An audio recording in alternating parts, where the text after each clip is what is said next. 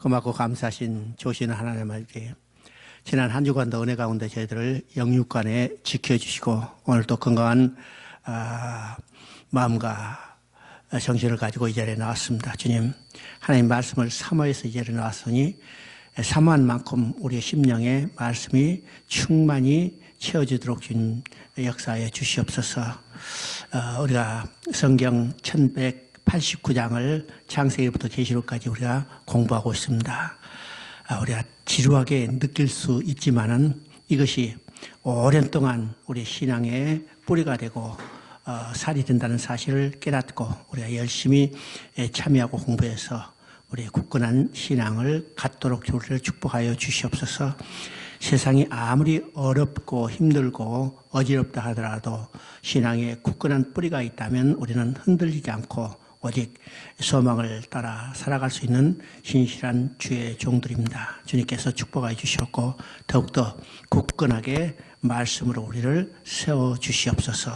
이 모든 말씀 우리 주 예수 그리스도의 이름으로 기도드립나이다. 아멘. 우리 지난주에 이제 사무엘상을 봤습니다. 이제 사무엘은 본래 한 권의 책이었는데, 그죠?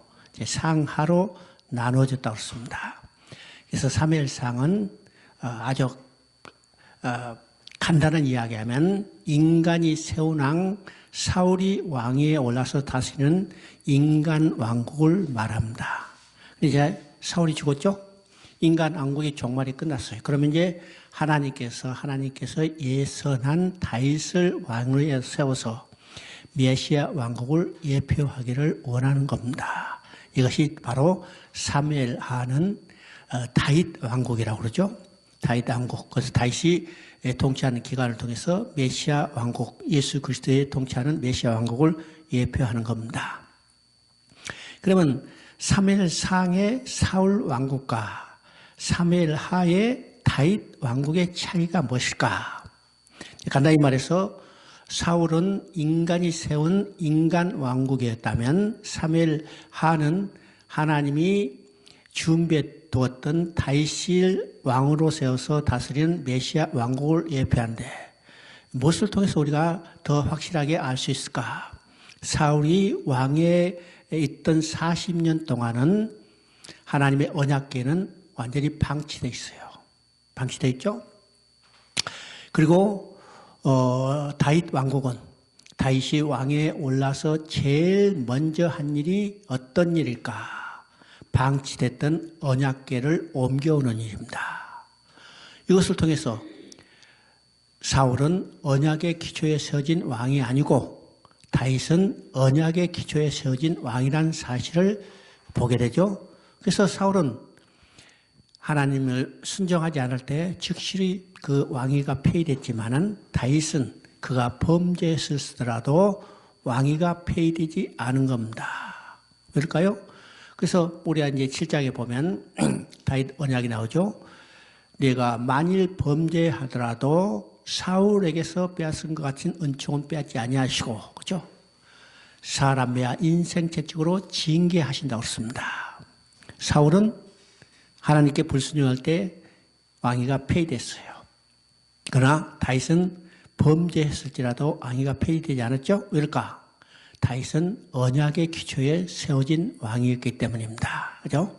이것이 사울 왕국과 다윗 왕국의 차이입니다. 자, 그렇죠? 사무엘하는요, 이제 세 부분으로 나눠지는데 1장부터 10장까지는 사울의 죽음과 그리고 다윗의 등극, 그리고 다윗에게 언약을 주신 내용입니다. 여기서 핵심은 7장에 나오는 다윗 언약입니다. 둘째 부분은요, 11장부터 20장까지인데 다윗의 범죄와 그로 인해 나타난 하나님의 징계입니다. 그죠? 그래서 11장에서 다윗이 아주 중요한 범죄를 저질렀어요. 밧세바 불륜의 관계를 맺었고 또 그의 남편도 죽이는 무서운 범죄를 저질렀죠. 그런데 하나님은 다윗에게 언약한 거죠. 내가 만일 범죄할지라도 사울에게서 빼앗은 것 같은 은총은 빼앗지 아니하시고 어떻게 해요? 사람의 인생 채찍으로 징계하리라. 그러니까 11장의 범죄에 대한 사람이야 인생체적으로 징계하는 것이 어디서부터 나올까? 12장부터 20장까지입니다. 그죠? 20장까지. 그러니까 이제 이 내용을 볼 때 12장부터 나타난 여러 가지 사건들, 이것들은 다윗에게 주신 언약이 그대로 성취되는 것이라고 보죠. 그런 겁니다. 그 다음에 이제 21장부터 24장까지는 다윗의 통치 치적에 관한 여러 가지 기사들을 이야기하고 있습니다. 자, 1장을 봅니다. 자, 1장은 사울이 죽음을 애도하는 다윗의 모습을 보여줍니다. 그죠? 자, 다윗이 아말렉 사람들을 쳐 죽이고 돌아오자 아말렉 청년이 사울의 왕관을 가지고 지금 다윗에게 찾아왔어요. 다윗이 찾죠? 그래서 이 아말렉 청년이 다윗에게 뭐라고 그래요? 내가 사울 왕을 죽이고 그의 왕관을 가져왔나이다. 그죠? 그러면 다윗은요, 지금 자기를 죽이려고 쫓아다녔던 그 사울이 죽었으니까 얼마나 기뻐할까요? 또 그 왕관을 가졌다면, 이제 다윗이 그것을 뒤집어 쓰고 자기가 왕이 될 놀라운 아주 이 결정적인 순간이죠. 그러면 아마 이 아말렉 청년에게 어떻게 했을까요? 인간적인 방법이라면 아마 큰 포상을 했고, 그죠? 아말렉 족속이기 때문에 대신 자리는 못 주더라도 어떤 저기 큰 땅을 줘가지고 잘 먹고 잘 살게 해줄 수 있었을 텐데 다윗은 이 아말렉 청년을 죽였어요. 왜 죽였을까요? 왜 죽였을까? 만약 이 아말렉 청년이 가져온 왕관을 뒤집어 쓰고 야 내가 오늘부터 왕이다 했다면 어떤 다윗은 어떤 왕이 됐을까요? 하나님의 기름 부은 자를 저는 왕을 죽이고 자기가 왕이 된 반역자의 대열에 속하는 겁니다. 반역자의 대열에 속하는 거죠. 또 이 다윗을 왕에 오르게 한 결정적인 공헌을 한 사람은 누굴까? 바로 아말렉 청년이 되어버리잖아요. 아말렉은 누구예요? 이스라엘의 대적입니다. 대적이에요. 대적에서 자기가 왕위에 올랐다는 이 오명을 뒤집어 쓰게 되는 겁니다. 그렇죠? 그래서 이 아말렉 청년을 죽였습니다. 그죠? 자, 왕관을 가져다 준 아말렉 사람을 포상으로 한다면 다윗에게 모든 권세의 영광을 가져던 사람은 바로 이 아말렉 사람임을 인정하게 되고 또 진멸 대상인 아말렉 사람이 하나님의 기름 부은 자를 죽이고 왕관을 가졌다는 것은 누구의 이름이 모독받았는가? 사울의 이름이 모독받은 게 아니라 하나님이 기름 부음 받은 자, 곧 하나님의 이름이 모독받은 겁니다. 그죠? 뿐만 아니라 이 아말렉 청년은 거짓말하고 있어요. 거짓말하고 있죠? 이것이 앞서 사무엘상 31장에 나온 내용과는 상반된 이야기입니다. 앞에 나오는 것은요, 31장에서는 사울이 죽게 되자 자기의 칼에 엎드려서 스스로 자진했다고 그럽니다. 그런데 지금 여기서는 아말렉이 자기가 죽였다고 그러죠? 그러니까 자기가 공로를 인정받고 싶어서 거짓말하고 있는 겁니다. 그죠? 다윗이 이제 사울이 죽음을 애도하는 거죠. 애도하는 내용은 첫째는 하나님의 기름 부음 받은 자, 하나님의 종 사울이 죽었기 때문이고 또 누가 함께 죽었어요? 사울의 죽음과 함께 자기의 아주 사랑스러운 친구 요나단이 죽었기 때문이요. 그렇죠? 또 세 번째는 하나님의 이름을 위하여 싸운 이스라엘의 정병들이 같이 죽었기 때문에 애통해하고 있는 겁니다. 애통하고 있죠? 그 다음에 이제 2장에서는 다윗이 드디어 왕위에 등극하는 내용입니다. 사울이 죽자 하나님께서 예수는 다윗이 헤브론에서 왕위에 오르게 되죠. 헤브론은 어떤 지역일까? 우리가 이제 헤브론은 항상 구약성, 특히 구약성에 읽을 때는 이 헤브론의 지명을 기억해 둬야 합니다. 그렇죠? 헤브론은 성경에서 아주 중요한 지명으로 나타나요. 좋습니다. 그러면 헤브론의 지명이 제일 먼저 나타난 것이 어딜까? 창세기 13장 18절입니다. 창세기 13장 18절은 어디냐? 바로 아브라함이 애굽에 내려갔죠. 애굽에 내려갔을 때 하나님께서 아브라함을 이끌어 올렸어요. 이끌어 올려서 다시 애굽에서 올라와서 제일 먼저 제단을 쌓고 번제를 드는 곳이 어딜까? 바로 헤브론입니다.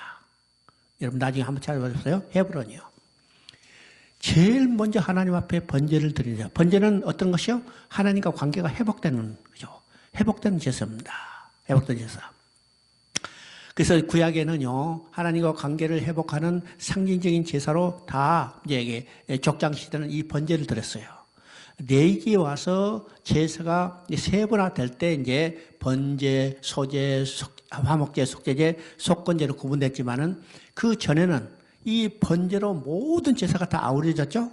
그럼 이 번제는 어떤 것이요? 궁조는 예수 그리스도의 십자가에 드릴 제사를 예표하는 겁니다. 바로 하나님과 관계가 회복되는 제사. 이게 아브라함이 애굽에서 올라서 최초로 헤브론에서 번제를 드렸다고 합니다. 그리고 이 헤브론은 어떤 것이요? 바로 아브라함이 헷 족속으로부터 400세겔을 주고 사서 자기의 소유로 확정하고 그 땅에 누구를 묻었는가?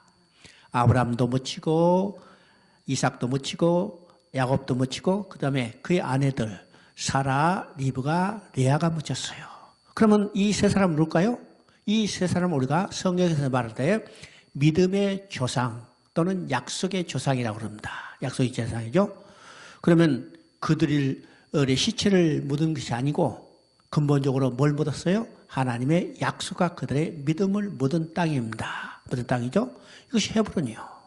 그래서 헤브론은 여호수아를 보면 가나안 땅에 들어가서 가나안 땅을 분배받을 때 누가 분배받았는가? 유다 지파의 갈렙이 분배받은 땅입니다. 그죠? 그리고 지금 다윗이 왕에 등극할 때 어디서 등극하는가? 바로 헤브론에서 등극하는 겁니다. 약속의 땅에서 왕위로 등극하는 거죠. 그죠?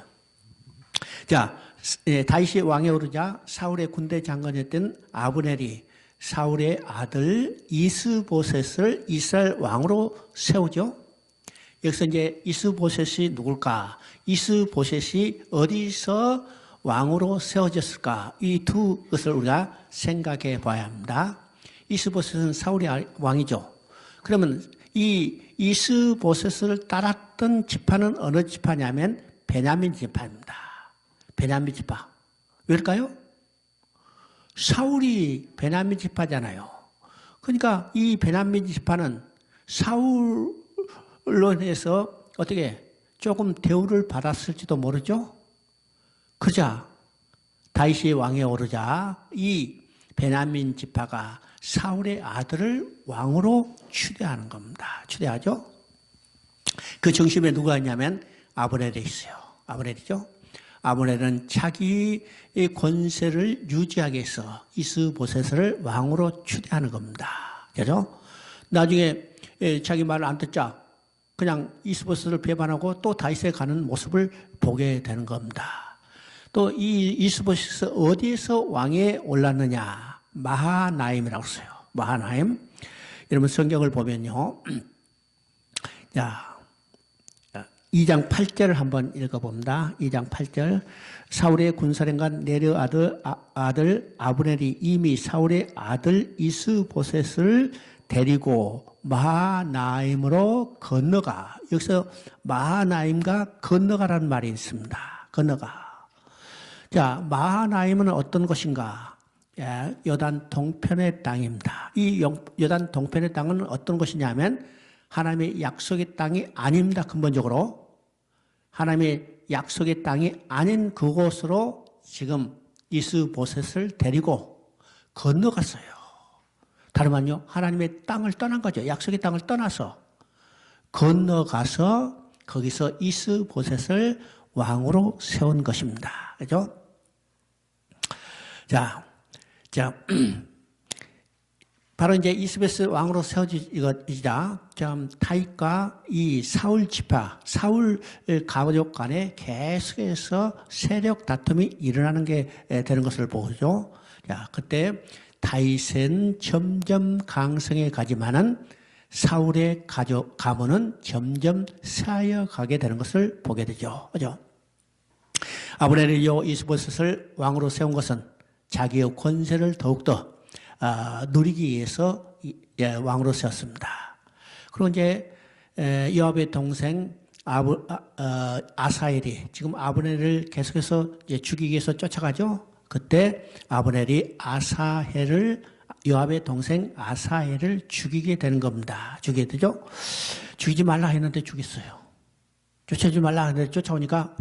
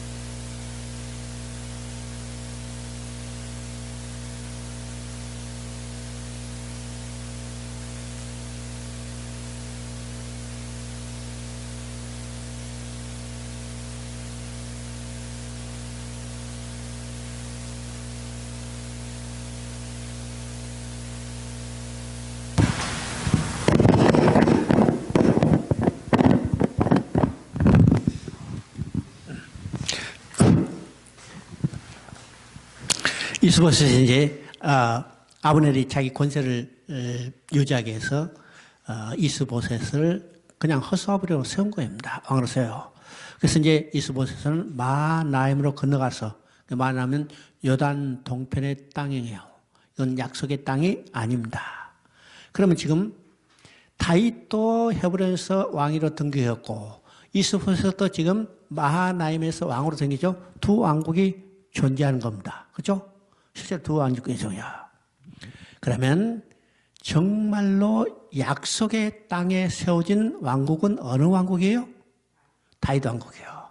언약의 기초에 세워진 왕국만 약속의 땅에 세워진 것을 우리가 보게 됩니다. 이제 3장은요. 지금 이제 다윗 왕국은 점점 강성해지고 사울의 가문은 점점 그 세력이 약해져 가는 것을 모습을 보게 되죠. 자, 3장 1절에 바로 이제 그 내용이 그대로 나와 있습니다. 사울의 집과 다윗의 집 사이에 전쟁이 오래매 다윗은 점점 강하여 가고 사울의 집은 점점 약하여 가니라. 다윗은요, 하나님이 준비해서 세우신 언약의 기초에 세워진 왕이기 때문에 그 왕위는 어떻게 해요? 점점 강해져 가는 겁니다. 이 과정에서요, 아브넬과 이스보셋 사이에서 이제 틈이 벌어지죠. 아브넬이 이스보셋을 이용해서 자기 권세를 유지하려고 그러는데, 아브넬이 다윗을 도와 이제는 이스라엘을 통일시켜 주겠다고 이스보셋을 배반하고 다윗에게 왔습니다. 다윗 왔죠? 자, 아브넬이 사울의 첩과 통관한 사건을 통해서 이스보셋이 너 왜 그러냐? 우리 아버지 첩하고 어떻게 통관했냐? 그러니까 아브넬이 기분 나빠가지고 지금 어떻게 해요? 이스보셋을 배반하고 다윗 편으로 왔습니다. 자, 근데 어떻게 됐을까요? 아브넬을 요압이 죽였어요. 그죠? 요압이 죽었습니다. 요압에게 암살당하고 다윗은 이 일로 인해서 이스라엘의 오해를 피하여 아브넬의 죽음을 슬퍼하고 있습니다. 야, 사람들이 그랬죠. 야, 지금 이스보셋 편에 들어갔다가 지금 돌아오니까 다윗이 아주 암살했구나. 그죠? 암살했구나. 이런 사람들이 생각을 하고 다윗에게 대적한 사람도 있을 거예요. 그죠? 왜요? 사울을 따랐던 많은 사람들은 야, 아브넬 죽였으니까 우리는 이제 완전히 버림받고 우리는 이제는 골로 가겠구나 이렇게 생각할 수 있으시죠? 그렇기 때문에 다윗은 어떻게 했어요? 아브넬의 죽음을 슬퍼하는 겁니다. 슬퍼해요. 그것은 내가 죽인 게 아니다. 내가 죽인 게 아니다. 요압이 내 말 듣지 않고 아브넬을 임의로 죽였다. 그래서 분열되려고 했던 이 이스라엘 전체의 마음을 하나로 합치기 위해서 다윗은 노력하죠. 노력합니다. 이스라엘은요, 온 민족이 하나님 마음이 하나로 합하여 분열의 위험에서 벗어나게 됐죠. 아브넬이 죽음을 이제 다윗이 슬퍼함으로 인해서 이건 다윗이 일으킨 일이 아니구나. 다윗이 아브넬을 암살한 게 아니구나. 다윗의 마음을 진정으로 알고 얘는 그게 반대편에 섰던 이스라엘 다른 지파의 백성들도 다윗에게 마음을 이제 주게 되는 겁니다. 그죠? 그래서 하나로 통합되는 기회가 되는 거예요. 하나님 다윗은요 백성들을 권력으로 복종하게 하거나 강포로 다스리지 않고 이것이 어떤 나라인가 공의와 정의로 평강으로 다스리는 메시아 왕국을 예표하기 때문입니다. 자, 28절을 보면요. 다윗의 마음이 어떤 것인가를 드러내는 거죠. 28절 한번 읽어보십니다. 28절 그 후에 다시 듣고 이르되 네르 아들 아브넬의 피에 대하여 나와 내 나라는 여호와 앞에 영원히 무죄하니. 그죠? 그 다음에 36절을 보니까 온 백성이 보고 기뻐하며 무슨 일을 하든지 무리가 다 기뻐함으로 다윗은 다윗은 권력으로 복종하거나 강포로 다스리지 않았던 것을 보여줍니다. 이것이 바로 메시아 왕국을 예표하는 거죠. 지금 아브넬을 죽인 요압을 당연히 다윗은 처벌했어야 옳죠. 왜요? 왕의 의도를 잘못 알고 아브넬을 죽였기 때문에. 그런데 다윗이 요압을 죽이지 못해요. 왜일까요? 그만큼 요압은 정치적으로 권세를 가지고 있는 사람입니다. 그죠? 왜요? 지금 요압은 군사령관이잖아요. 군사령관 반란이 이렇게 해서 쿠데타 이렇게 하면 어떻게 해요? 다윗은 꼼짝없죠. 그러니까 요압을 처리하지 못합니다. 바로 또 어떤 면인가?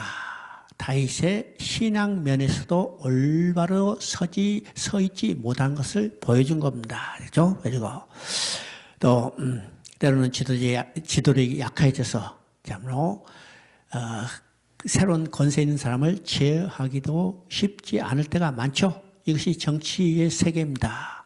오늘도 대통령이 마음대로 못해. 배후에는 더 큰 세력이 작용하고 있다는 사실을 우리가 알아야 합니다.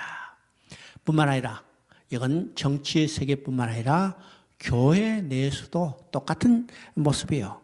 교회 내에도 요압과 같은 존재가 있다는 사실. 그죠? 많이 있죠? 정말 이건 참 많이 있는 이겁니다. 많이 있어요. 자, 그 다음에 이제 4장은요. 이스보셋이 이제 암살당하는 내용입니다. 여기 이스보셋의 암살을 통해서 4장을 통해서 이제 사울 왕가의 완전한 몰락을 보여주고 있어요. 그죠? 자, 사울의 아들 이스보셋과 여기서는요, 두 사람이 나오죠? 사울의 아들 이스보셋과 요나단의 아들 무비보셋이 등장합니다. 자, 이스보셋이 이제 죽게 되면요, 사울 집안에 왕에 오를 자가 전혀 없어지기 때문에 사울 왕가는 완전히 몰락하게 되는 것을 보여주죠.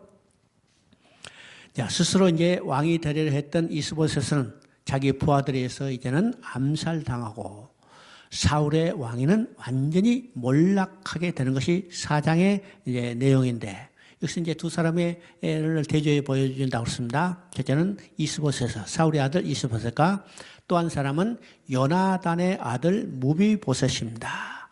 무비보셋은 어떤 사람이요? 절뚝발이요. 두 발이 전 사람이죠. 절뚝발입니다. 절뚝발이지만 다윗과 생명의 언약을 맺은 요나단의 아들과 왕위를 스스로 차지해서 왕이 되려고 했던 이스보셋 중 누가 더 행복한가? 이것을 보여주는 겁니다. 그죠? 다른 말해서 다윗을 죽이려 했던 사울과 자기 생명을 걸고 다윗을 살리려 했던 요나단 중에서 이 두 사람 중에서 누가 더 옳은가를 보여주는 내용이 답니다. 그죠? 누가 더 옳아요? 결과적으로 요나단의 아들 다윗을 자기 생명처럼 소중히 여기서 그것을 지켜줬던 요나단이 더 행복한 모습을 보여주죠. 그가 더 옳다는 것을 결론적으로 말씀하고 있죠. 이제 다윗이요 이스보셋을 죽인 바나와 레갑을 처형합니다. 이 두 사람은 이스보셋의 부하들이었어요. 장군들이었어요. 그자 아브넬이 지금 다윗편에 가서 죽고 자기들도 결국 다윗에 의해서 죽임을 당할 것을 알고 어떻게 해요? 자기 주군을 죽이고 어떻게 해요? 지금 다윗에게 왔습니다. 그 목을 가지고 왔죠. 그런데 다윗은 어떻게 해요? 이 두 사람을 높이 환대한 게 아니라 죽였어요. 왜일까요? 주군을 죽이고 그 목을 가져온 사람은 언젠가 또 변절할 수 있습니다. 그죠? 그리고 만약에요, 지금 이 두 사람을 환대했다면 다윗이 왕위에 오르게 하고 그것을 왕권을 견고히 해주게 했던 사람이 누굴까? 자신들이었다고 떠버리고 다닐 수 있을 거예요. 그래서 이런 것들을 처단해버리는 겁니다. 특별히 주인을 죽인 악인을 처형하는 겁니다. 하나님께서는 아브라함과 다윗의 자손으로 오실 메시아 왕국의 의로움을 보존하셨습니다. 교회는 의로움과 성별을 지켜야 할 우리의 책임이기도 하는 거죠. 그 다음에 이제 5장은요, 다윗이 이제 이스라엘 전체 왕에 오르게 되는 겁니다. 오게 되죠. 그러면 이제 다윗은 여기서 이제 5장에서 이스라엘 전체 왕에 올라서 또 기름 부음을 받게 되는데, 다윗은 몇 번 기름을 부음 받아요? 다윗은 3번 기름 부음 받습니다. 3번 기름이요. 자, 언제 기름 부음 받았어요? 사무엘상 16장에서 자, 아말렉과 전쟁에서 사울이 하나님께 순종하지 않았죠? 그래서 순종이 제사보다 낫나이다. 이 말을 하고 하나님께서 당신을 버리셨나이다. 그리고 하나님께서 사무엘에게 다윗에게 기름 부으라고 했어요. 그때 16장, 사무엘상 16장에서 기름 부음 받은 겁니다. 이때 기름 부음 받고 지금 2장에서 헤브론에서 기름 부음 받을 때까지는 어느 기간이요? 다윗이 왕으로서의 준비하는 과정입니다. 그 과정이 얼마나 됐을까? 약 15년 정도 된다고 그래요. 15년에서 13년에서 15년, 그죠? 그러니까 다윗이 처음 기름 부음 받았을 때는 몇 살쯤 됐을까? 15살 좌우로요. 15살. 정확히 모르지만 15살 좌우. 13살부터 시작해서 15살 이렇게 하죠. 그래서 이제 헤브론에서 왕에 오를 때는 몇 살이었을까요? 이때 30살이었어요. 30살이었죠? 이것이 이제 두 번째, 유다 왕으로서의 기름 부음 받습니다. 그 다음에 이제 사무엘하 5장에서 세 번째 기름 부음 받은 것은 이스라엘 전체 통일 왕국에서 왕으로서의 기름 부음 받은 겁니다. 그러죠? 그러면 이제 다시 기름 부음 받은 지 그건 이제 20년 정도, 그죠? 20년 만에 통일 왕국이 이제 왕이 된 겁니다. 자, 이들이 이제 통일 왕국의 왕이 되려 할 때 백성들이 우리 이제 이스라엘 전체를 다스리는 왕이 돼주세요. 이렇게 요구해요. 그래서 세 가지를 이야기하죠. 우리는 왕의 권육이니이다. 그러니까 사울을 따랐던 이 지파들도 다윗에게 우리의 왕이 되라고 요구할 때 우리는 왕의 권육이니라. 그동안에 다윗 왕과 사울 왕과 사이에는 한동안 원수간처럼 싸웠지만은 이제는 그런 관계가 아니라 이제는 한 형제 한 권력이라고 그러는 거죠. 두 번째는 사울이 왕으로 있을 때는 실제적인 왕은 누구였을까? 실제적인 왕은 당신 다윗이었습니다. 이게 이야기하는 거죠. 그러면 우리가 이제 사무엘상 16장에서 다윗이 기름 부음 받았어요. 그러면 실제로 왕관을 쓰고 왕에 앉아서 다스리는 사람은 사울이었죠. 그러나 그들에게 눈에 보이지 않는 왕은 누구였을까? 하나님의 기름 부음 받은 왕이 다윗이에요. 그래서 우리가 이제 뒤에 보면요. 아말렉이 공격했을 때도, 이게 블레셋이 공격했을 때도 이 이스라엘 백성들이 사울에게 그 사실을 구한 게 아니라 다윗에게 구한 사실을 보게 돼요. 왜요? 실제적인 왕은 다윗이었기 때문입니다. 다윗이죠? 그래서 사울이 왕으로 있을 때도 이스라엘의 실제적인 왕은 다윗이었습니다. 이 고백하는 겁니다. 그러면 오늘 우리에게도 똑같이 그런 고백이에요. 우리의 실제적인 왕은 누굴까요? 바로 우리를 통치하시는 예수 그리스도입니다. 예수 그리스도. 그다음 세 번째는 여호와께서도 왕에게 말씀하시기를 내가 내 백성 이스라엘의 목자가 되며 내가 이스라엘 주권자가 되리라 하셨나이다. 이 말은 뭐인가? 하나님께서도 당신이 이스라엘의 목자 왕이라고 말씀하셨습니다. 그래서 이제는 당신이 우리의 왕입니다. 이게 최종적인 권위를 말하죠. 그러면 지금 다윗이 왕이 되는 것은 이미 하나님께서 앞에서 여러 선지자를 통해서 말씀하셨다는 거예요. 말씀하는 거예요. 이것이 바로 성취라는 겁니다. 방식이죠.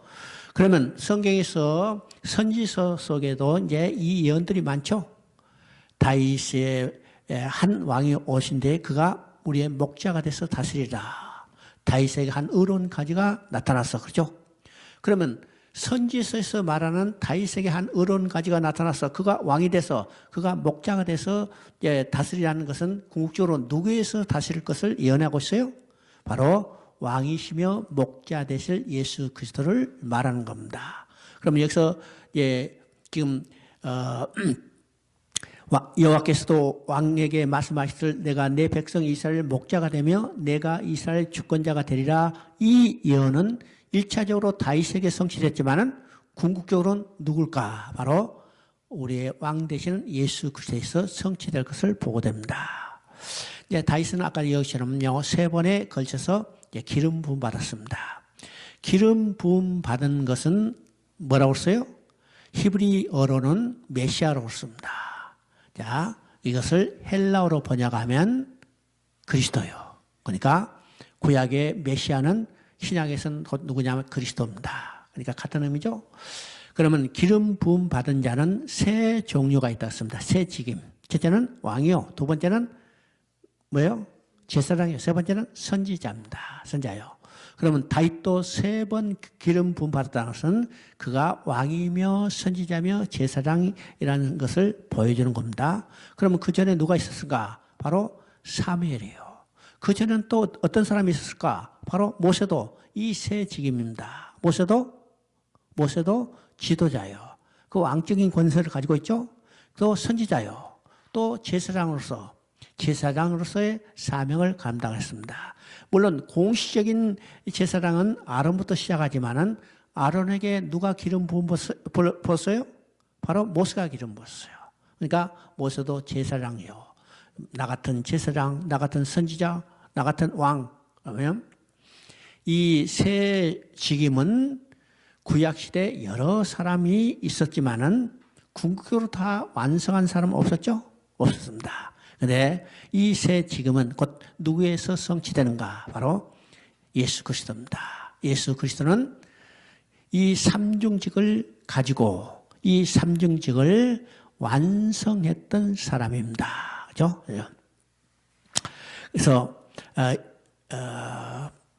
다윗도 이제 이 3번 기름 부음 받음을 통해서 그가 왕이요 선지자요 제사장으로 기름 부음 받았는데 이것은 곧 예수 그리스도가 이 삼중직에 기름 부음 받을 것에 대해서 예표로 보여주고 있습니다. 다시 이제 이스라엘을 이제 통일하고 통일 이스라엘 왕이 돼서 한 일이 지금 여부수 족속이 가지고 있던 시온 성을 빼앗아서 다윗성이라고 이름을 바꿉니다. 그죠? 다윗은 온 이스라엘의 왕이 되자 수도를 여기서 바로 이제 시온성 예루살렘으로 옮기죠. 자, 예루살렘으로 수도를 옮긴 의미가 무엇일까? 이건 상당히 중요한 의미였습니다. 그냥 헤브론에서 왕이가 되는 게 아니라 시온성을 빼앗고, 그죠? 여부스 족속이 가지고 있던 시온성을 빼앗아서 다윗성으로 하고, 이 다윗성은 곧 뭐냐면 예루살렘 성이에요. 그래서 예루살렘. 그러면 예루살렘의 이름이 의미한 것이 무엇인가를 생각해죠. 예루살렘. 그럽니다. 예루살렘은 왕이 다스리는 것이요. 그것은 어딘가 샬렘은 평강이에요. 평화의 도시, 평강의 도시. 평강의 도시는 누가 다스린가? 곧 평강의 왕이 다스려야 합니다. 다스려야죠. 그래서 예루살렘으로 도읍을 옮겨서 이게 메시아 왕국을 예표로 보여주는 겁니다. 보여주죠? 바로 다윗이 통치하는 왕국은 메시아 왕국을 예표하고 그 메시아 왕은 누가 다스린가? 평강의 왕이 다스리는 곳입니다. 그러면 평강의 왕은 누구예요? 바로 우리 주 예수 그리스도입니다. 왜냐죠? 그렇기 때문에 다윗은 통일 이스라엘을 왕이가 돼서 한 일이 시온성을 빼앗아서 그 성에 예루살렘 성으로 하고 이 성에 도읍을 옮긴 겁니다. 그죠?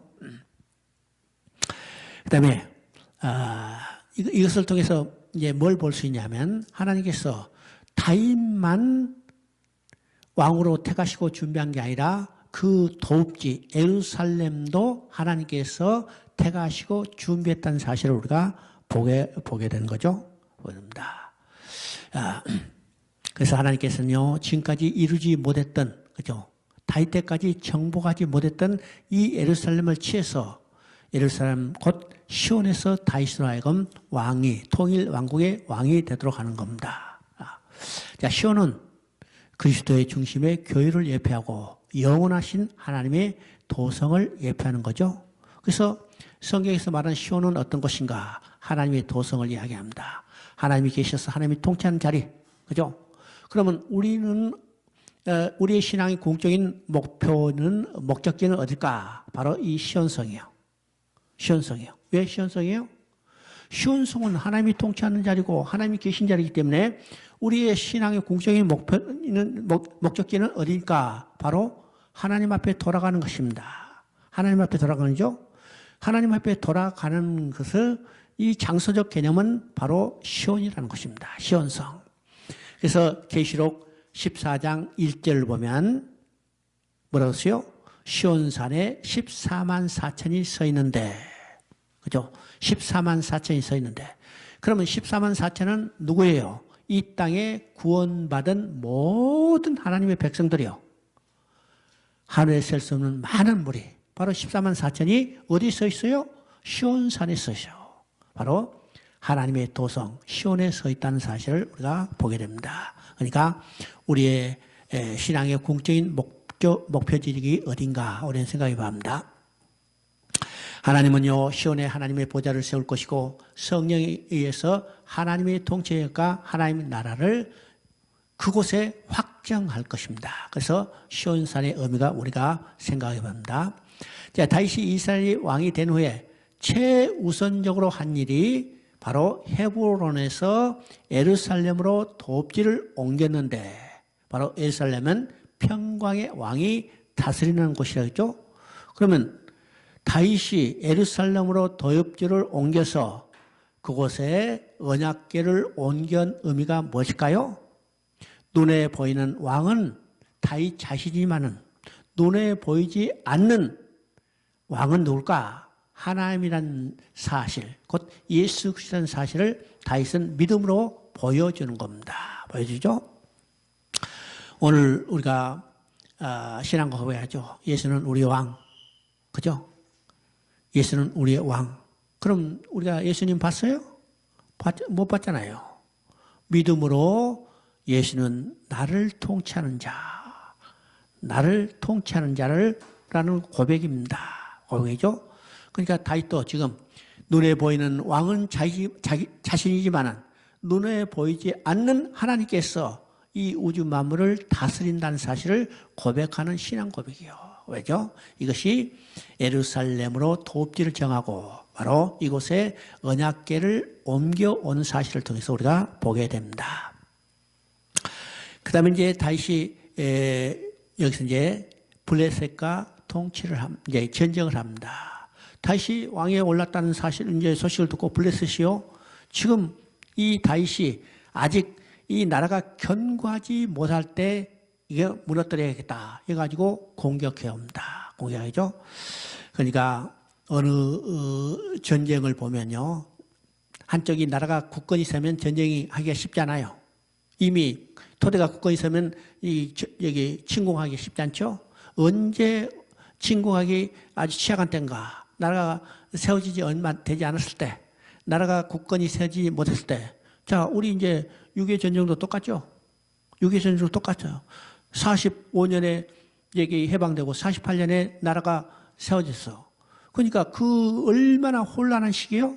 혼란한 시기에 50년에 이제 이북에서 쳐들어온 거예요. 이런 시기가 바로 이제 다윗이 왕위에서 얼마 되지 않을 때 블레셋이 야, 이거 더 굳건해지기 전에 때려부셔야겠다 해가지고 침공해 왔습니다. 여기서 두 번에 걸쳐서 이제 블레셋이 침공해야 하는데 이 두 번의 전쟁에서 다윗이 다 승리했죠. 그러면 다윗이 전술에 능해서 승리했거나 또 이스라엘이 강건해서 승리한 게 아닙니다. 그죠? 아까 얘기했지만 지금 건국초기요. 건국초기이기 때문에 지금 강건해진 거 아니에요. 그러면 어떻게 해서 다윗이 블레셋과 두 번의 전쟁에서 승리할 수 있을까? 여러분이요, 그 내용을 읽어보면 몇 가지 중요한 사실이 나와요. 첫째는 하나님께서 다윗과 함께 하셨다고 했습니다. 그러면 이 전쟁은 누가 싸워주셨어요? 다윗과 함께 하신 하나님께서 싸워주신 겁니다. 또 다윗이 이 두 번의 전쟁을 할 때 하나님께 물어봤어요. 여러분 그 봅니다. 19절과 23절에 보면 하나님께 여쭤봤단 말이 그대로 나옵니다. 그러니까 다윗이 임으로 자기의 지혜와 자기 계략으로 한 게 아니라 하나님께 물어봤어요. 물어봤죠? 그때 하나님께서 뭐라고 말씀하셨어요? 내가 그들을 내 손에 넘겨주시다고 했습니다.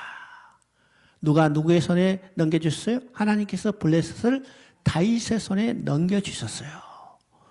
또 거기에 중요한 말이 나옵니다. 다윗이 하나님 명령대로 준행하였기 때문에. 그죠?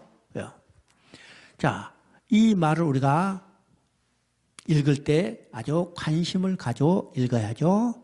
하나님께서 다윗과 함께 하셨고 다윗은 모든 것을 하나님께 물어봤고 여쭤봤고 이게 우리의 기도예요. 물어보는 겁니다. 그죠? 또 하나님께서 다윗의 물어본 기도에 응답해서 어떻게 해요? 내가 블레셋을 내 손에 넘겨주셨다. 그렇죠? 그리고 다윗은 하나님 명령대로 준행하였다. 이럴 때 다윗은요, 블레셋의 두 번의 침공에도 승리할 수 있었습니다. 그래서 다윗이 이제 두 번의 블레셋과 전쟁에 승리함으로 다윗의 왕국은 점점 더 견고해지고 그 나라가 확장되어 가는 것을 보게 되죠. 이에 비례해서 다른 나라들이 다윗을 계속해서 침공해 옵니다. 이거죠. 그럼 다윗이 비례해지면요, 다른 나라가 그냥 물러가는 게 아니라 더 공격해 오는 거예요. 오늘 세상에서 교회가 더 확장돼 가면 그만큼 어떤 거요? 이 교회를 넘어뜨리는 세상의 세력이 더 강력하게 공격해 온다는 사실을 우리가 알아야 합니다. 그럼 이제 6장은요, 드디어 다윗이 언약궤를 옮겨옵니다. 왜 언약궤를 옮겨올까? 다윗은 언약의 기초 위에 세워진 왕이기 때문에 바로 하나님의 언약을 둔 언약궤를 옮겨오게 되는 거죠. 그래서 다시 통일왕국을 세우고 첫 번째 한 일은 여부스를 정복하여 예루살렘을 수도로 삼아서 또 언약궤를 옮겨올 장소를 준비하고, 이제는 이 장소가 준비됐기 때문에 이제는 이제 다윗은 지금 방치됐던 사울 시대에 방치된 언약궤를 옮겨오는 겁니다.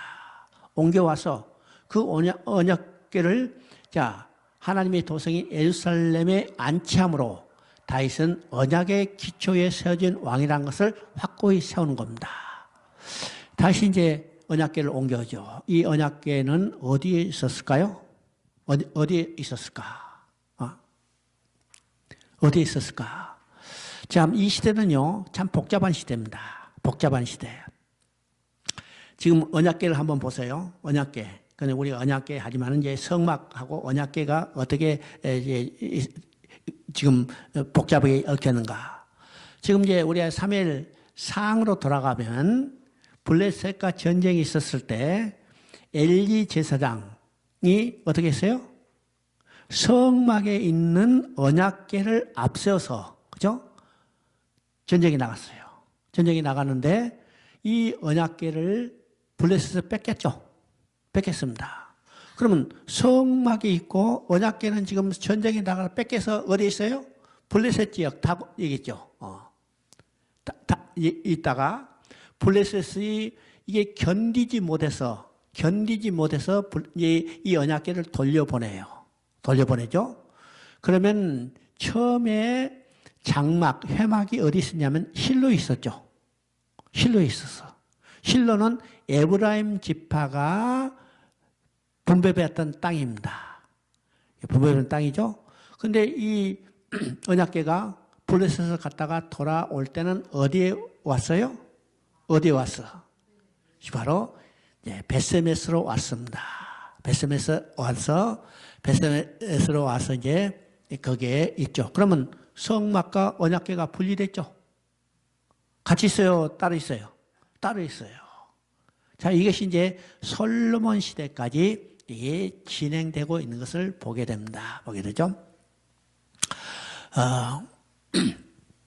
자, 그래서 이제 방치했던 언약궤를 지금 다윗이 옮겨왔어요. 만약에 지금 다윗이 실로에 있던 장막, 그러니까, 그죠? 그 천막까지 다 옮겨와서 함께 놨으면 좋았을 텐데, 솔로몬 시대까지도 이 천막은 옮겨지 못했어요. 여러분들이 나중에 열왕기상에서 보게 되지만은, 그게 기브온 산당이라고 있습니다. 기브온 산당이 어떤가? 바로 천막이 있던 자리입니다. 천막이 있던 자리죠. 그리고 이제 언약궤는 어디인가? 언약궤는 지금 예루살렘에 왔어요. 예루살렘에 왔는데 지금 다윗이 언약궤를 예루살렘에 옮기는 장면이 있잖아요. 그래요. 기랏 여아림이라는 곳에 언약궤가 있던 것을 어떤 것을 지금 다윗이 언약궤를 옮겨오는 겁니다. 그래서 이 6장은 지금 언약궤를 옮겨오는 장면이죠. 다윗이 언약궤를 옮겨올 때 참 대단하죠. 이 언약궤를 운반할 사람을 몇 명 모집했는가? 3만 명을 모집했어요. 대단합니다. 언약궤는. 그리고 언약궤를 어디다 옮겼는가요? 새수레에다가, 소가 끄는 새수레에다가 언약궤를 옮겨왔습니다. 옮겼는데 지금 언약궤를 옮기던 이제 우사가 이제 만약 그 언약궤 운반 책임자였을 것 같아요. 언약궤를 옮겨오다가 소가 뛰니까 어떻게 해요? 우사가 그 언약궤를 떨어지지 못하도록 붙잡으려다가 우사가 죽임을 당했어요. 죽임을 당했죠. 그러면 왜 언약궤를 옮길 때 우사가 죽임을 당했을까? 여기서 두 가지 중요한 의미를 보게 됩니다. 첫째는 여기 지금 언약궤를 옮기는 사람이 몇 만이요? 3만입니다. 언약궤 한번 생각해 보세요. 언약궤 얼마나 크겠어요? 언약궤요? 이것만 해. 그죠? 얼마 크지도 않아요. 그죠? 거기다가 언약궤는요, 그 사람이 멜 수 있도록 이게 멜대가 있습니다. 멜대가 있어요. 그 만들 자체 때부터 사람이 매도록 됐어요. 매도록 있어요. 산만에다가 새수에다가 해서. 그러면 다윗은 어떤 마음입니까? 야, 내가 하나님의 언약궤를 온 거고, 내가 언약의 기초에 세운 왕이니까 내가 이 얼마나 하나님의 언약궤를 옮길 때 아주 크고 화려하게 해야 할 건가. 자, 이 생각에 옮기는 사람을 3만 명이에요. 대단하죠? 이것은 하나님이 다윗의 그 마음속에 무엇이 있는가를 봐요? 교만이에요. 교만. 자기 과시입니다. 이것을 하나님이 치신 거예요. 또 두 번째는 언약궤를 옮기는 방법은 하나님이 명령했어요. 하나님은 언약궤를 옮길 때 어떻게 옮기라는가? 곶 자손의 어깨에 메고 옮기라고 했습니다. 옮기라고 했죠? 이것이 이제 신명기에도 나오고 역대상에도 그대로 나옵니다. 신명기 10장 8절에 과 자손에게는 언약궤를 어깨에 메도록 명령했어요. 명령했죠? 왜 어깨에 메고 옮기도록 했을까요? 자, 수레에서 옮기는 방법은 이방 사람들이 자기들의 신들을 옮기는 방법이에요. 방법이죠? 자, 그러니까 그 앞서 사무엘상에 보면 지금 블레셋이 언약궤를 지금 이스라엘로 보내줄 때 어떻게 했어요? 전나는 소, 그러니까 송아지가 있는 소에다가 소가 끄는 수레에다가 했어요. 이것이 이방 사람들이 자기 신들을 옮기던 방법이었습니다. 방법이었죠? 근데 하나님께서는 하나님의 언약궤를 옮길 때 수레에다가 소가 끄는 수레가 아니고 사람의 어깨에 매라고 했습니다. 매 그랬어요. 왜일까요? 하나님은 자기가 구원하는 자기 백성과 교제하기를 원하시는 거예요. 자기 백성에 의해서 높임을 받기를 원하시는 겁니다. 소에서 끌림 받기를 원하는 게 아니에요. 그래서 제사장에 의해서 어깨에 메고 옮기라는데 지금 다윗은 수레에 매놨어요. 새 수레라고 했죠? 야, 하나님의 언약궤를 옮기면요, 잘 만들어지는 아주 근사한 수레 만드는 것이 얼마나 좋겠는가. 이건 인간의 생각입니다. 인간의 생각이죠. 그래서 우사가 이게 흔들리는 언약궤를 붙잡다가 죽었죠. 왜일까? 이건 우사를 침으로 하나님께서 다윗에게 징계해야 할 다윗의 진로를 퍼부할 것을 대신 우사가 죽게 함으로 다윗에게 쏟을 진로를 우사가 대신 받게 된 겁니다. 받게 되죠. 이건 이제 언약궤가 옮겨가다가 우사가 죽으니까 오벳 에돔의 집에 임시 동안 옮겨놨어요. 오벳 에돔에 있는 동안에 오벳 에돔이 하나님의 복을 받았다고 했습니다. 그죠? 그러면 오벳 에돔은 어떤 사람일까? 여기 가드 사람 오벳 에돔이라고 하는데 가드는 본래 블레셋 지역입니다. 블레셋이죠. 그러면 오벳 에돔이 지금 이 가드 사람 하면 성경학자들은 이야기해요. 여기 가드는 블레셋 지역의 가드가 아니고 다른 지역의 가드라는 지명이 많으니까 가드였을 것이다. 이고 또 오벳 에돔도 본래 레인이었어요. 레인. 이것이 이제 역대상 15장 18절에 나옵니다. 한번 볼까요? 역대상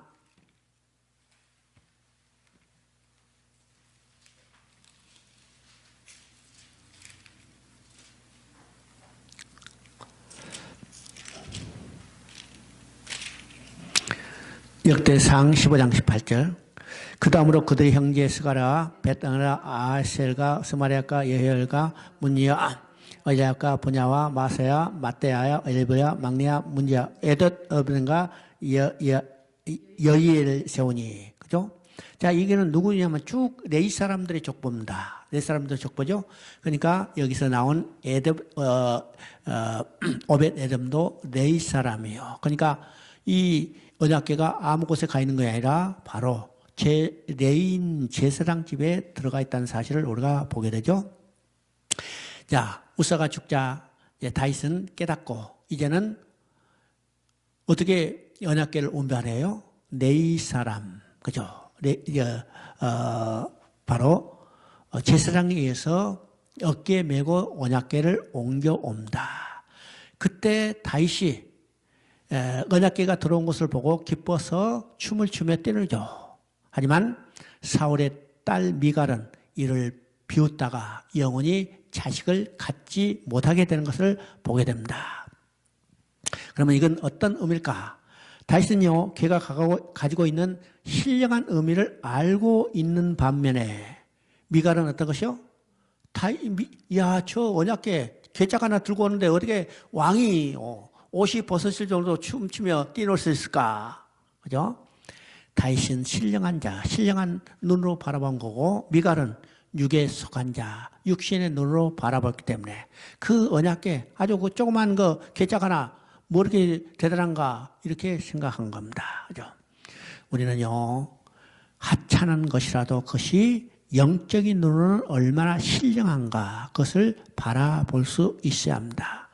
오늘 우리 눈은 너무나 세상적이기 되기 때문에 이 신령한 눈으로 바라볼 수 있는 눈이 점점점 쇠약해져 가고 있어요. 쇠약했죠?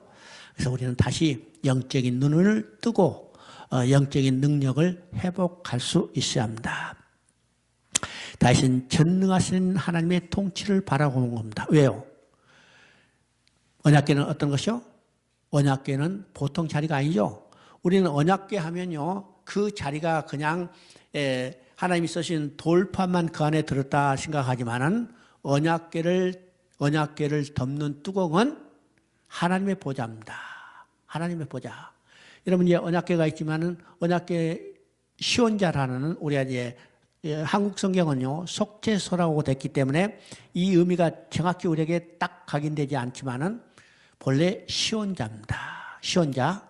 옛날 성경에 보면 시온자라고 번역된 것이 있어요. 하나님의 보좌입니다. 하나님 보좌죠.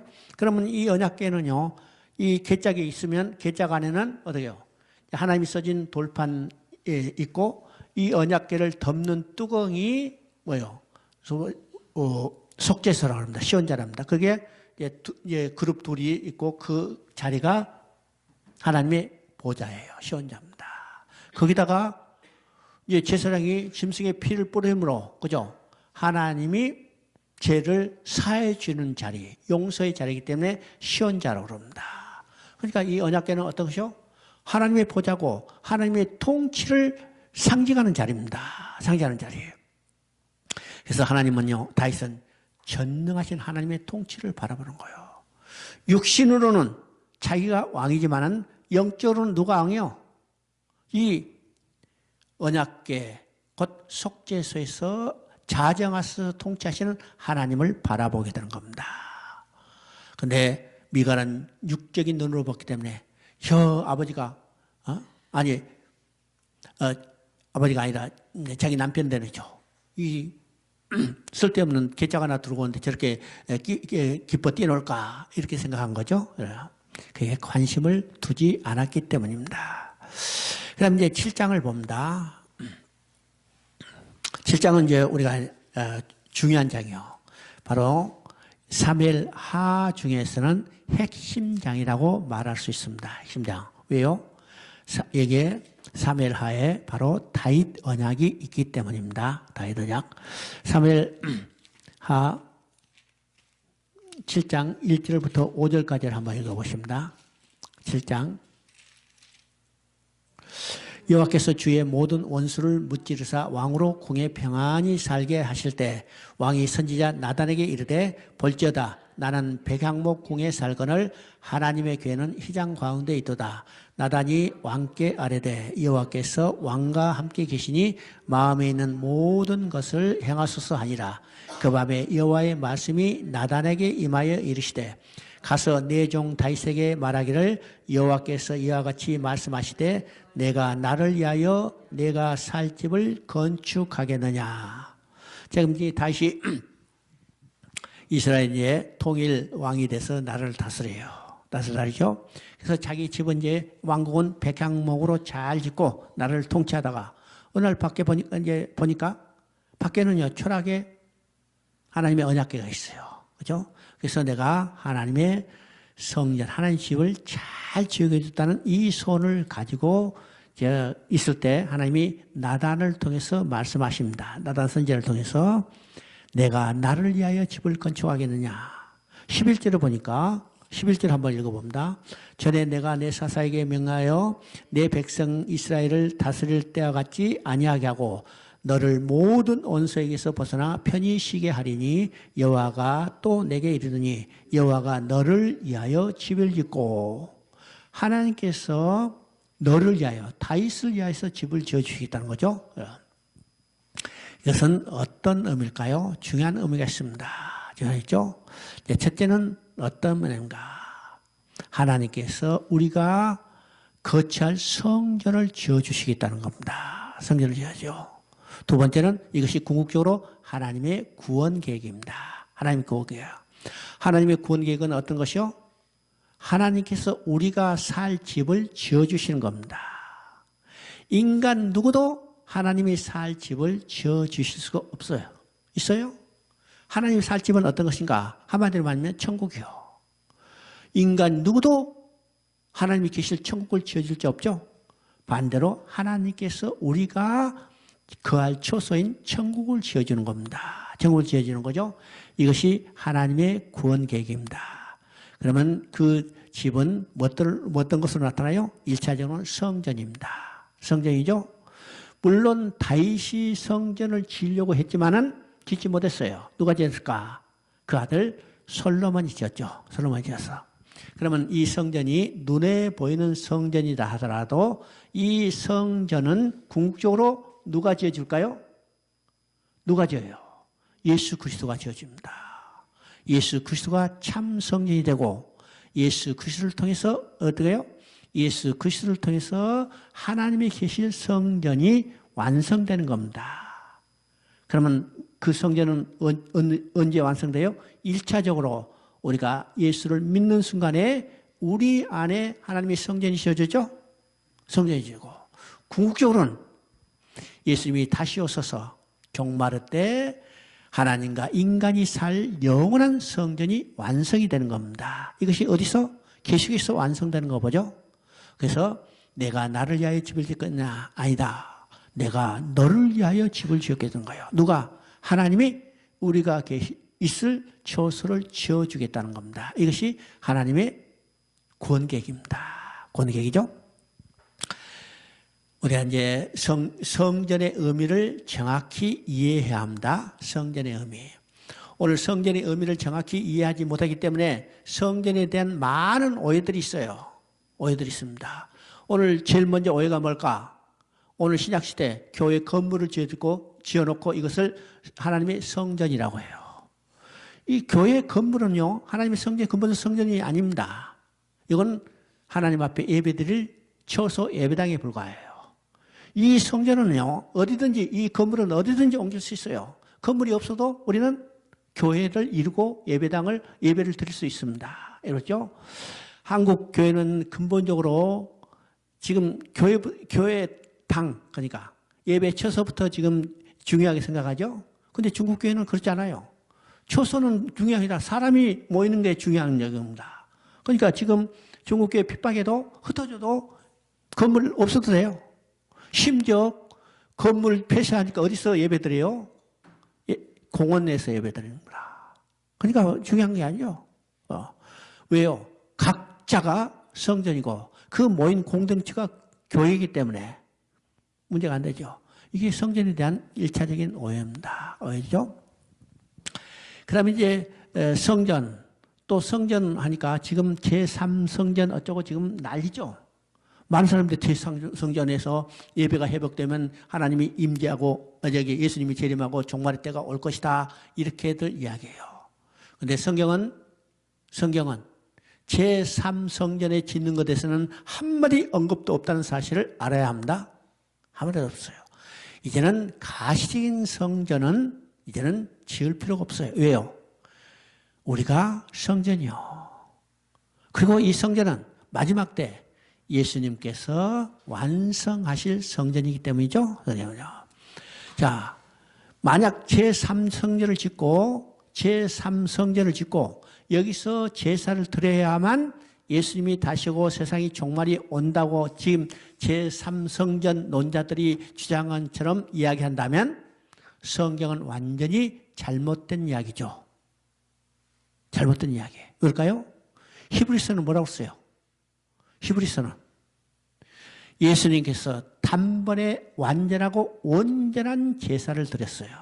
그래서 히브리서 10장 18절에 다시 드릴 제사가 없습니다. 그러니까 제3성전 짓고 다시 제사를 드려야 제사가 회복돼야 예수님이 다시 오신다는 말은 성경하고 완전히 이배된 말이죠.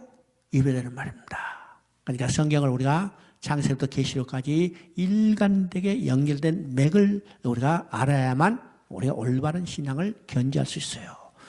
야, 트럼프 대통령이 제3성 짓는 것을 지지한다. 조심해야 합니다. 왜 그럴까요? 트럼프의 사이가 누구예요? 트럼프의 사이는 유대인이요. 유대인은 아직도 예수 오신 것을 믿지 않기 때문에 신약을 믿지 않죠.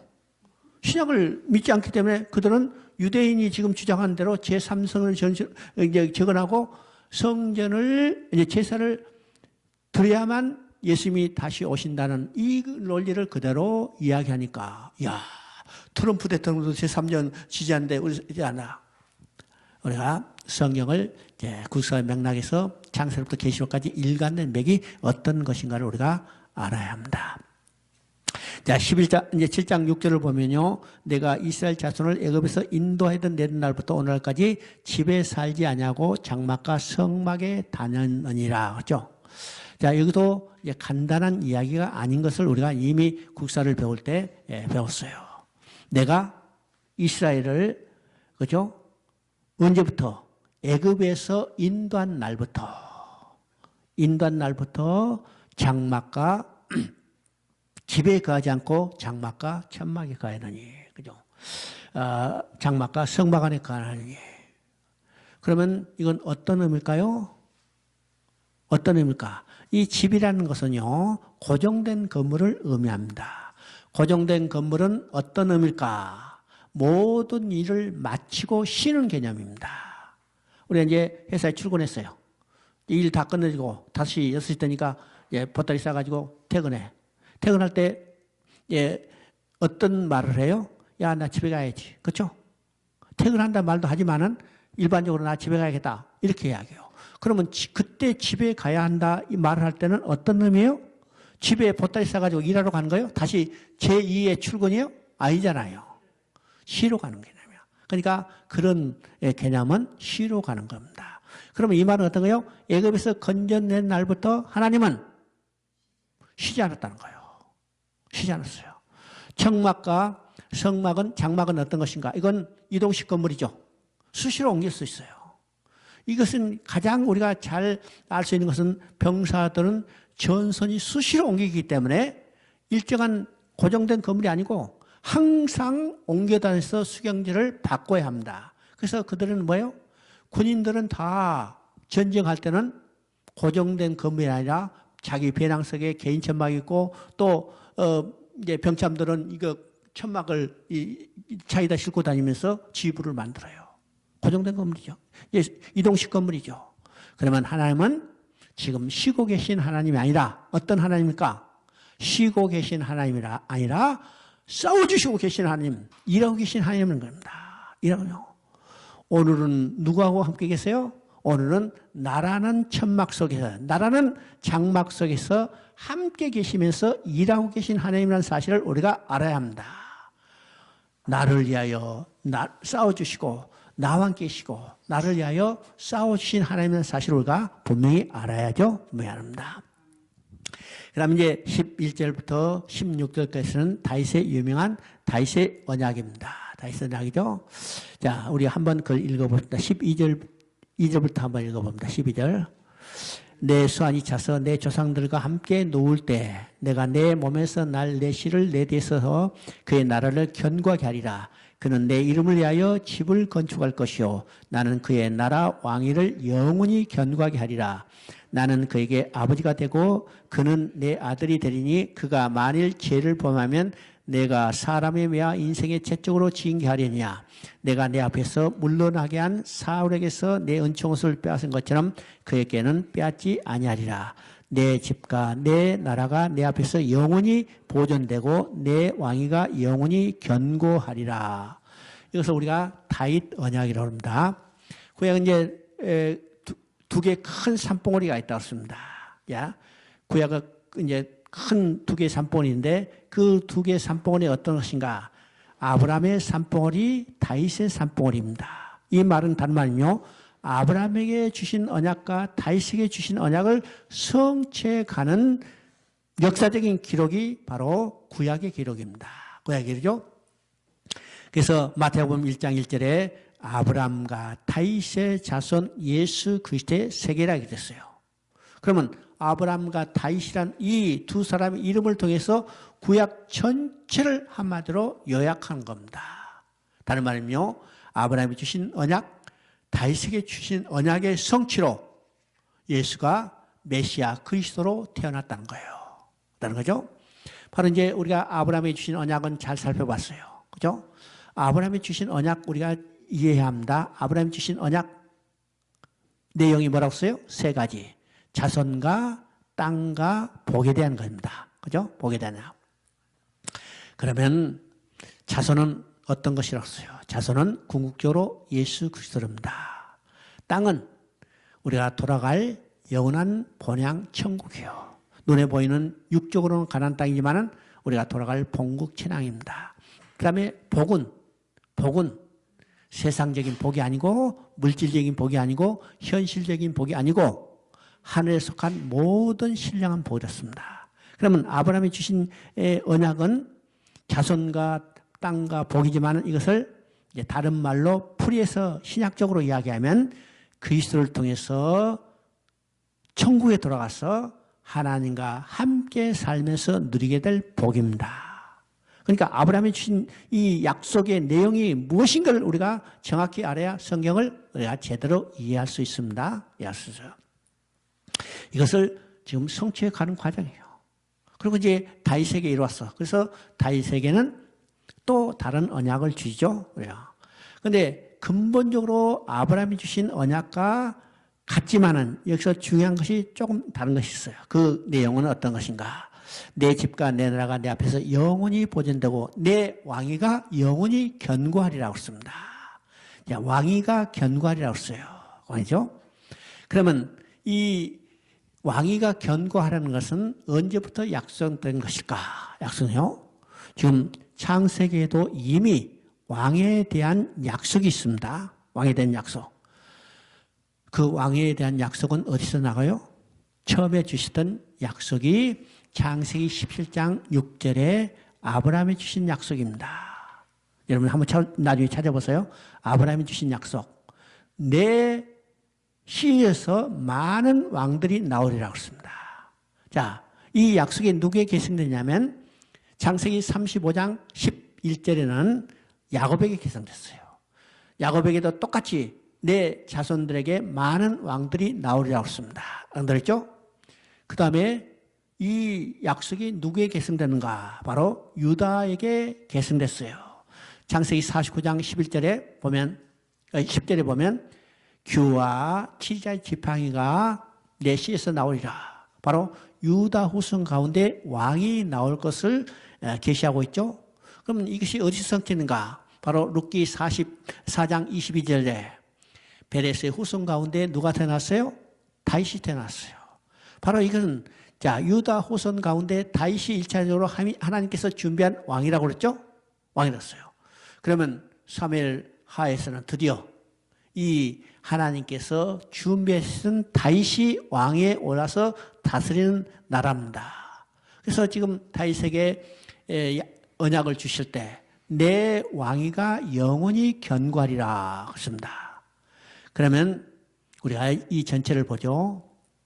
12절에 보니까 내 몸에서 내 씨를 내 뒤에 세워 그의 나라를 견고하게 하고 그는 내 이름을 위하여 집을 건축할 것이요. 여기서 두 가지죠. 나라를 견고하게 하고 두 번째는 집을 세울 것이다. 집을 세우는 것은 성전을 건축한다는 거예요. 누구를 통해서? 내 씨의 날짜를 통해서. 그러면 이 약속은 궁극적으로 아니 1차적으로는 다윗의 씨에 난 솔로몬에 의해서 성취됐죠. 솔로몬이 다윗의 왕위를 이어받았어요. 그다음에 솔로몬이 성전을 건축했어요. 그런데 16절에 보니까 내 집과 내 앞에서 영원히 보존되고 내 왕위가 영원히 견고하리라 하셨나이다. 그렇습니다. 이 영원이라는 말이 있죠. 그러면 솔로몬의 왕위가 영원히 견고했어요? 아니요. 솔로몬 아들 때 분열 왕국이 되고 결국은 이 나라들은 바벨론에 의해서 멸망받고 말았죠. 그 다음에 솔로몬에 의해서 지었던 성전, 집은 유다가 멸망할 때 어떻게 해요? 이 성전도 함께 불타버렸어요. 그러면 이 언약은 실패한 것인가? 아니라는 거예요. 이는 궁극적으로 누구에 의해서요? 다윗의 후손으로 오실 예수 그리스도에 의해서 성취될 것을 말하는 겁니다. 다윗의 후손으로 오신 예수 그리스도에서 세워진 왕이는요, 영원한 왕이죠. 그가 세워진 성전은 영원한 겁니다. 영원하죠? 이것이 다윗에게 주셨던 언약입니다. 언약이죠? 자, 하나님께서는 다윗에게 말합니다. 그가 범죄할지라도 내가 사울에서 빼앗은 것 같은 은총은 빼앗지 아니고, 그래서 사람이야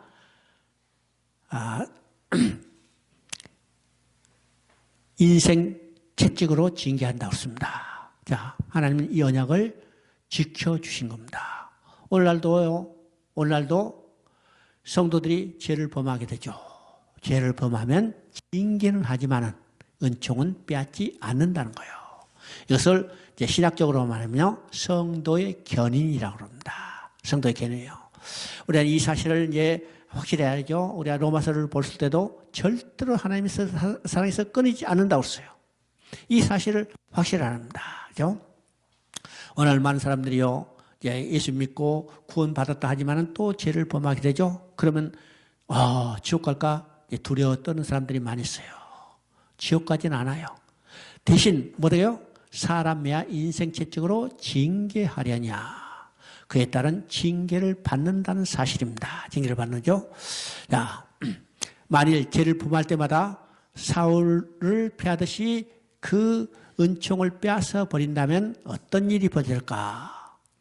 집을 이루는 일, 곧 구원 계획을 성취하는 일은 우리가 구원받는 것은 은혜로 되는 것이 아니라 행위로 된다는 것을 말하게 되죠. 그래서 은총은 빼앗지 않아요.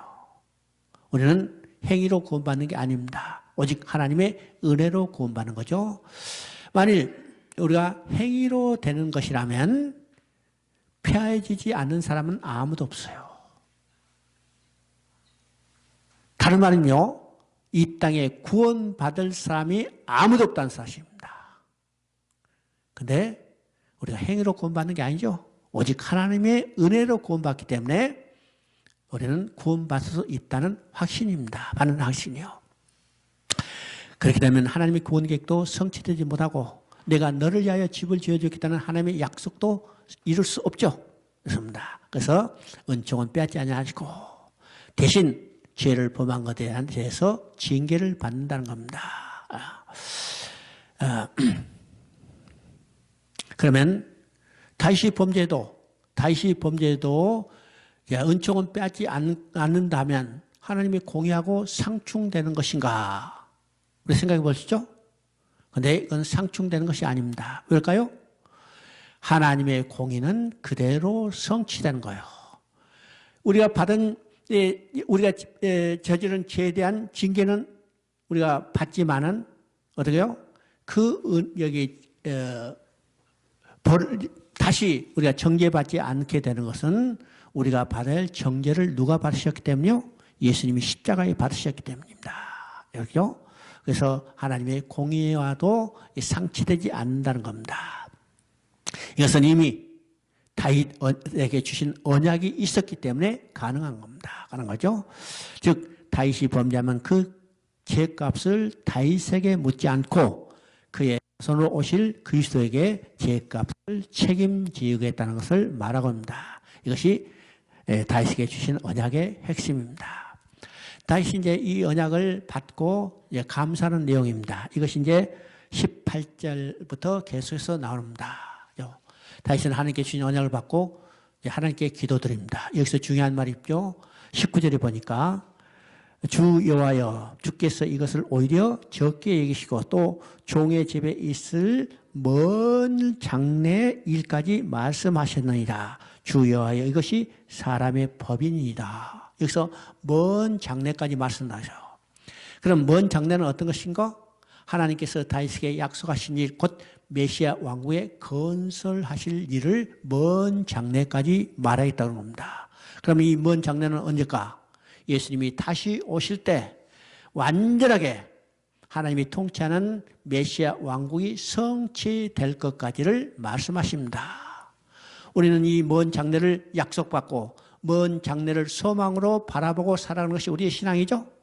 다윗도 똑같이 이 먼 장래를 바라보고 믿음으로 살았던 사람 중에 하나인 겁니다.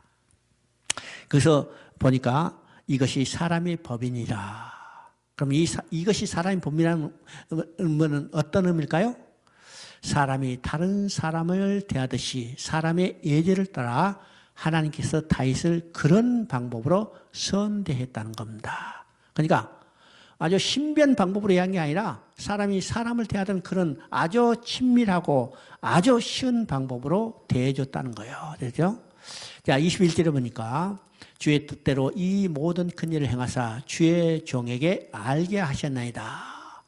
여기가 중요한 말 있죠. 주의 종에게 알게 하셨나이다. 우리 신앙의 출발은 어딜까요? 우리의 신앙의 출발은 알아야 하는 겁니다. 알아야 해요.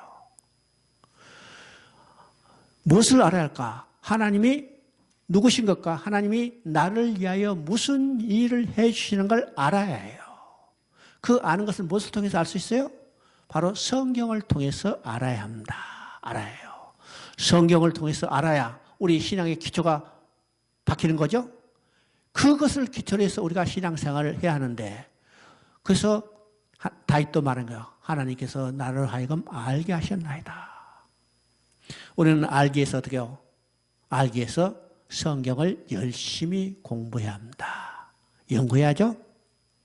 근데 성경을 연구한다, 성경을 공부한다. 여러분요, 통독도 많이 하고 개인적으로 성경도 많이 하고, 여기서는 이제 여러 가지 방법으로 성경을 아는 방법 중에 많이 있죠. 큐티도 열심히 하고 여러 가지 방법이 있는데, 여러분요, 성경은 알기 위해서는 뭐예요? 알기 위해서는 배워야 합니다. 배워야 해요. 정말 배워야 한다. 여러 번 강조하지만은, 우리가 지금 요새는 유치원부터 시작해서 아주 유치원도 좋은 유치원 가려고 박이 터지죠. 중국도 이제 유치원들을 말이요, 좋은 유치원,北京의 아주 유명한 유치원은 중국 돈으로 한 달에 2만 원 정도 들어요. 2만 원이면 한국 돈으로 350만 원 정도 됩니다. 그래도 번호표 타고 기다릴 정도예요. 그러니까 그만큼 치열한 거죠. 그러면 유치원부터 시작해서 대학까지, 대학까지 끝난다면 몇 년이 걸려요? 몇 년이 걸릴까요? 대학까지. 20년이요. 20년 떨어져. 20년 얼마나 돈 많이 들고 힘 많이 들어요? 자, 그러면 유치원 교재부터 해서 대학 교재까지 다 있어요. 있어요, 없어요? 수많은 교과서 다 있어요.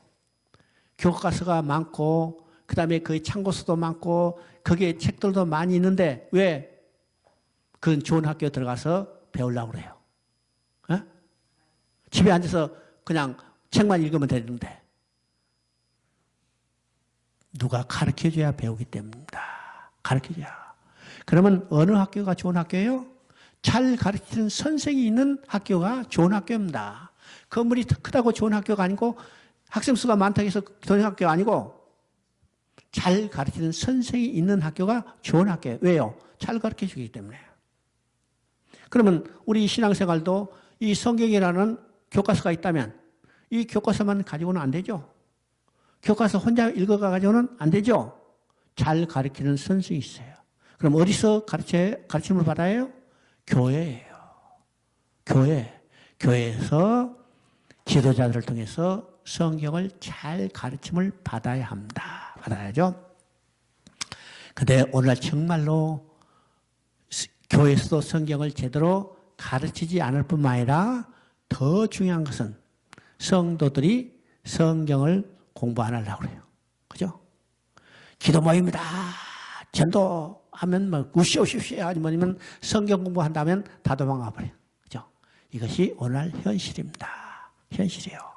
근데 그걸로 안 된다고 해서 끝나는 게 아니라 한 사람이 안 됐더라도 우리는 성경을 바로 가르쳐줘야 합니다. 여기서 중요한 것이 알아야 해요. 이 모든 큰일을 행하사 주의 종에게 알게 하셨나이다.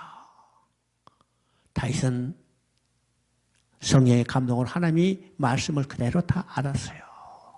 알았어. 그래서 다윗의 이 기도를 보면요, 말씀대로 이 말이에요. 몇 번 반복되는가? 6번 반복됩니다. 그러면 하나님이 알게 하신 그 말씀대로 그 말씀을 붙잡고 기도했다는 사실입니다. 그렇죠? 자, 우리가 23절부터 29절까지를 한번 읽어보십니다. 23절부터 이거 참 중요한 내용입니다.